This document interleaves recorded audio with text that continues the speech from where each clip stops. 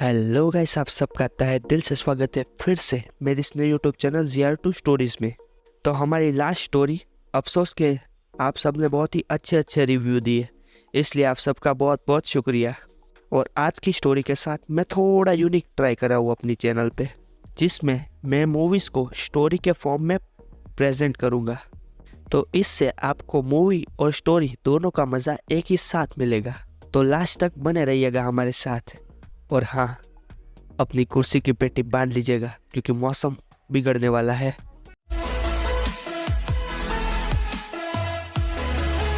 Story start होती है सन 1967 में, जहाँ हम देखते हैं कि एक औरत घर के अंदर जाती है।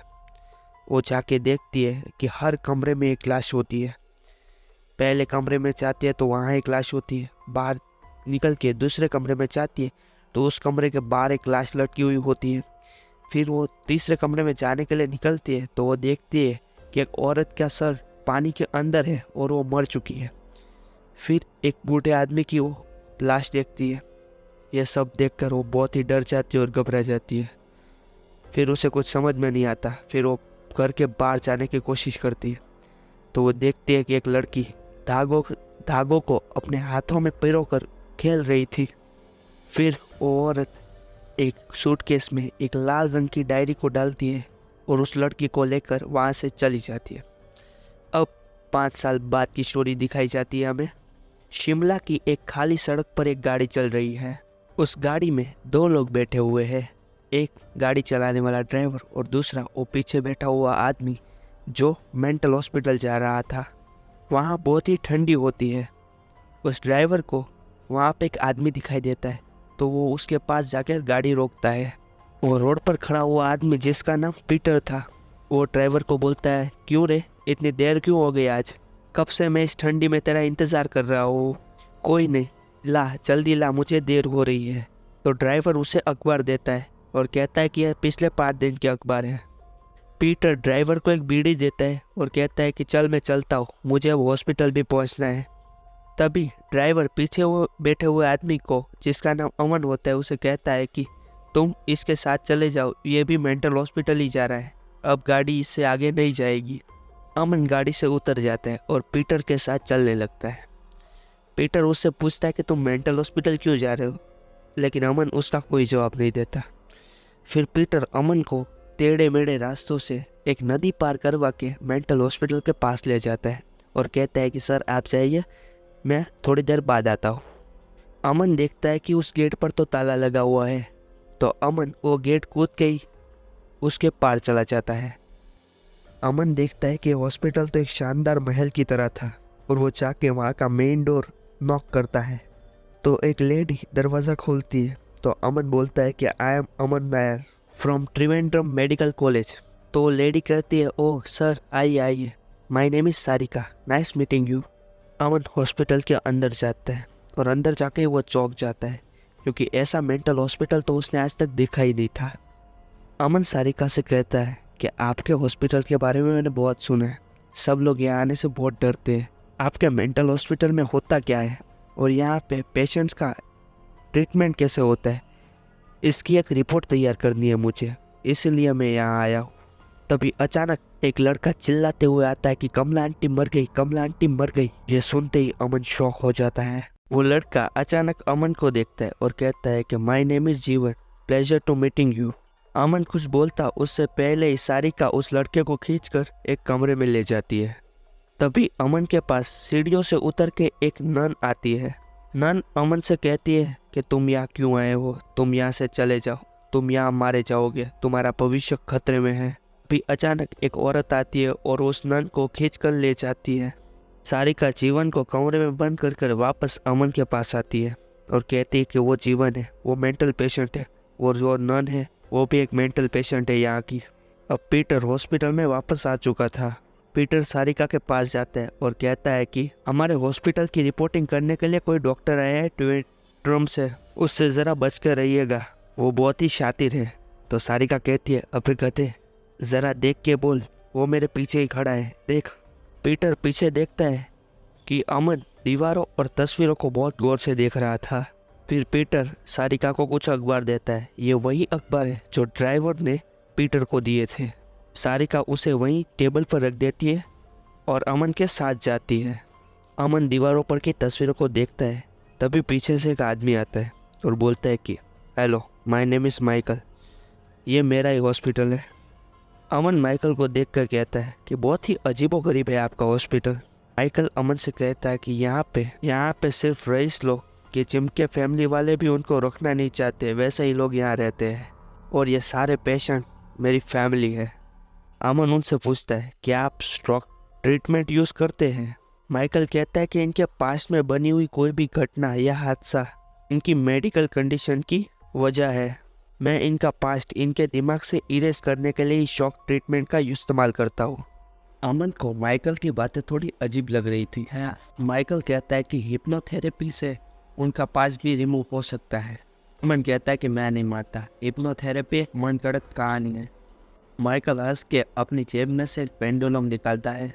अमन कहता है कि ओह, अब तुम मुझे हिप्नोटाइज करोगे, चलो करके दिखाओ। माइकल कहता है इसे ध्यान से देखो डॉक्टर अमन नायर। अमन उस हिलते हुए पेंडुलम को देखता है और 4 सेकंड बाद माइकल एक चुटकी बजाता है और तुरंत अमन बेहोश हो जाता है। अमन की आँख खुलती है तो रात हो चुकी होती है।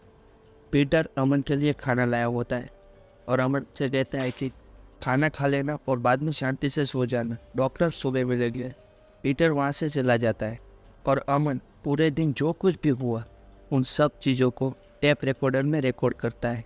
अगले दिन अमन सारिका से कहता है कि मुझे यहाँ के सारे पेशेंट से मिलना है। सारिका अमन को सबसे पहले एक प्रोफेसर के पास ले जाती है। सारिका प्रोफेसर के पास जाती है और कहती है कि ये डॉक्टर अमन है। उसी दौरान सारिका चौके से डॉक्टर का टाइप किया हुआ लेटर निकाल कर फाड़ देती है। प्रोफेसर उठकर अमन के पास आता है और कहता है कि hello, my name is P Subramaniam, how are you, आप कैसे हैं? अमन कहता है कि I am fine, thank you. आपको यहाँ कोई तकलीफ तो नहीं है ना? तो प्रोफेसर अमन से कहते हैं कि शेड एंड फ्राइड। तो अमन पूछता है क्या? प्रोफेसर फिर से कहते हैं कि शेड एंड फ्राइड। तुम जानते हो इसका मतलब क्या है? शेड एंड फ्राइड का मतलब तुम्हें पता हो तो बताओ ना मुझे। प्रोफेसर बार बार यही बात करता है। फिर सारिका डॉक्टर को लेकर उस कमरे से बाहर निकल जाती है। अमन को बहुत ही अजीब लग रहा था। अमन पूछता है कि तुमने वो लेटर क्यों फाड़ दिया? तो सारिका कहती है कि वो रोज़ अपनी फैमिली को एक लेटर लिखते और उनको ये बात याद नहीं रहती कि उनके फैमिली वाले 3 साल पहले एक कार एक्सीडेंट में मारे जा चुके हैं। फिर सारिका अमन को एक दूसरे कमरे में ले जाती है जहाँ बहुत सारी पेंटिंग बनी हुई होती है और वो पेंटिंग कोई प्रोफेशनल पेंटर ने बनाई हो ऐसी थी। तो वहाँ पे अचानक एक बूढ़ा आदमी आता है और एक पेंटिंग बनाने लगता है। तो सारिका कहती है कि ये जाकिर भाई है, ये सारी पेंटिंग उन्हीं ने बनाई है। तो अचानक अमन का ध्यान टेबल पर रखी हुई 2 पेंटिंग्स पर जाता है जो वहाँ की थी जहाँ से अमन आया था, मतलब जिस रास्ते से अमन होकर आया था उस रास्ते की थी। तो जाकिर भाई से कहता है कि वाह, ये तो बहुत अच्छी पेंटिंग है, क्या आपने मुझे आते हुए कहीं देखा था? तो सारिका कहती है कि जाकिर भाई किसी से बात नहीं करते, ये कितने सालों से कुछ बोले भी नहीं है और ये कभी बाहर भी नहीं जाते, और इनमें एक बहुत बड़ी खूबी है कि ये कभी कभार फ्यूचर में होने वाली घटनाओं की भी तस्वीरें बना लेते हैं। फिर अमन आसपास देखता है तो बहुत सारी अजीबोगरीब पेंटिंग भी बनी हुई होती है वहाँ पे। फिर अमन सारिका से कहता है कि मुझे बाकी के 3 पेशेंट से भी मिलना है। सबसे पहले अमन जीवन से मिलता है और उससे पूछता है कि क्या तुम्हें यहाँ कोई तकलीफ है? जीवन कहता है नो, यहाँ पे सब कुछ ठीक है और मुझे मज़ा भी आ रहा है। फिर वो दूसरी पेशेंट से मिलता है जो एक लड़की होती है, उससे भी वो सेम क्वेश्चन पूछता है तो वो भी कहती कि नहीं, यहाँ सब कुछ ठीक है। आखिर में अमन एक औरत से मिलता है जिसका नाम कमला था, वो उससे भी वही सेम क्वेश्चन पूछता है तो वो भी कहते कि यहाँ सब कुछ ठीक है, सब बढ़िया है, अच्छा है, और अजीब तरीके से वो हंसना चालू कर देती है। अमन उसके चेहरे पर गौर से देखता है, उसके सर पर एक चोट लगी हुई थी। अमन पूछता है कि यह चोट कैसे लगी, तो फिर से अजीब तरीके से हंसने लगती है। तभी अमन समझ जाता कि दाल में ज़रूर कुछ ना कुछ तो काला है। वो सीधा वहाँ से माइकल की ऑफिस में चला जाता है। अमन माइकल से कहता है कि मैं यहाँ तुम्हारे सभी पेशेंट से मिला, लेकिन मुझे थोड़ी अजीब बात लगी। मेरा कहना यह है कि यहाँ पे और एक पेशेंट है जो तुमने छुपा के रखा है। कौन है वो और मुझे उससे मिलना है। तो माइकल कहता है वो कोई पेशेंट नहीं है, वो मेरी बेटी है नित्या। अमन कहता है कि मुझे अभी के अभी उससे मिलना है। माइकल उसे नित्या के पास ले जाता है। माइकल अमन से कहता है कि वो ऑटिस्टिक है। तो अमन कहता है कि ऑटिस्टिक कोई मेंटल कंडीशन नहीं है, वो एक डिसऑर्डर है और इस वजह से तुमने उस लड़की को पिंजरे में कैद करके रखा है। माइकल कहता है कि ऐसा नहीं है, मैं तुम्हें सब कुछ एक्सप्लेन करता हूँ। तो अमन कहता है कोई ज़रूरत नहीं है, मैं खुद जाके चेक करूँगा। अमन जाके देखता है कि नित्या को कैदियों की तरह कैद करके रखा था। अमन उसे खोलने के लिए कहता है लेकिन माइकल उसे मना करता है। माइकल कहता है कि यह बहुत ही रिस्की है। अमन कहता है कोई बात नहीं, खोलो इसे। माइकल वहाँ खड़े एक गार्ड को वो दरवाज़ा खोलने के लिए बोलता है। फिर अमन उसके अंदर जाता है और माइकल उसे बंद कर देता है।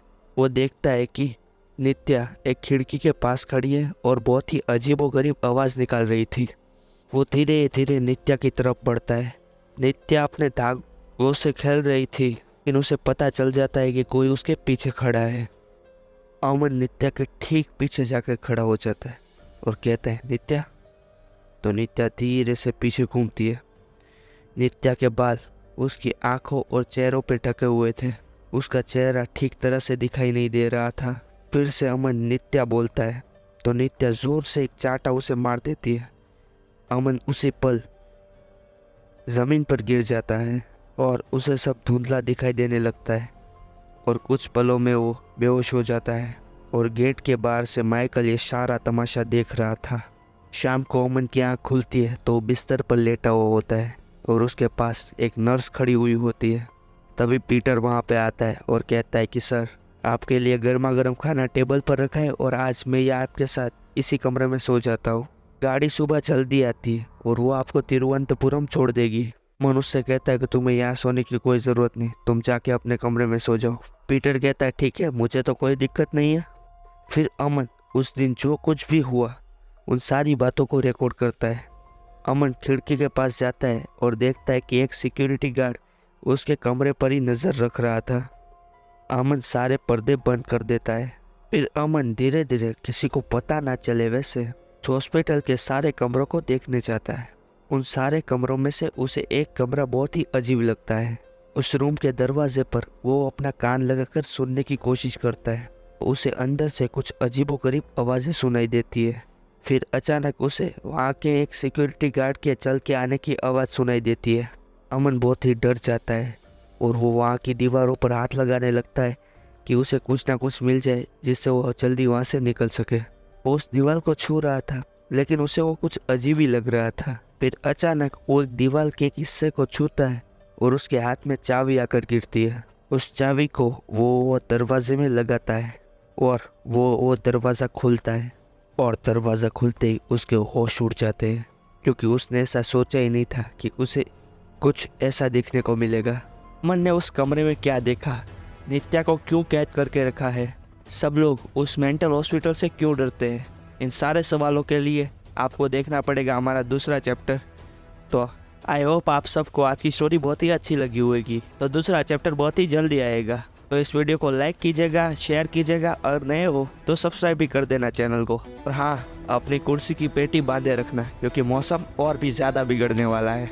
तो मिलते हैं अगले चैप्टर में। Good bye and stay tune.